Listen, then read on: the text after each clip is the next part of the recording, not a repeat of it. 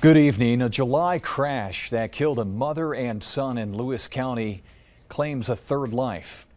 The crash happened at the intersection of State Routes 26 and 12D in the town of West Turin. Police say 39-year-old Natasha Spellacy pulled out into the path of a tractor trailer. That crash killed her and her son, 16-year-old Tyler. A daughter, 18-year-old Kylie, went to a Syracuse hospital, but tonight we have learned Kylie has since died of her injuries. That family was from the Syracuse area. And the traffic pattern at that intersection where the fatal crash happened is new. The state makes changes. 7 News reporter Lexi Bruning tells us more about that and speaks with the father of the kids who died in the crash. Tyler, he loved wrestling. He's just, my little buddy. He was a helper. I mean, he would drop anything to help anybody. Kylie's got a beautiful soul, vibrant. Just being silly. Yeah. She loved making people laugh. 16-year-old Tyler and 18-year-old Kylie Spellacy were among 3 people and 3 dogs who died as a result of a car crash last month in West Turin, here at the intersection of Route 26 and 12D, known as Potter's Corners. Their mother, 39-year-old Natasha Spellacy, also died in the crash. Police say she drove into the path of a tractor trailer. I think like anybody else, when they're going through any sort of traumatic event like this, it's not real at first. You're definitely in shock and you're waiting for someone to be like, no, wait, everything's okay.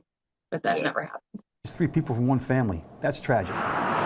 Lewis County Sheriff Mike Carpinelli says Potter's Corners has been on law enforcement's radar for years, even before his time as sheriff. There's been documented, for several accidents,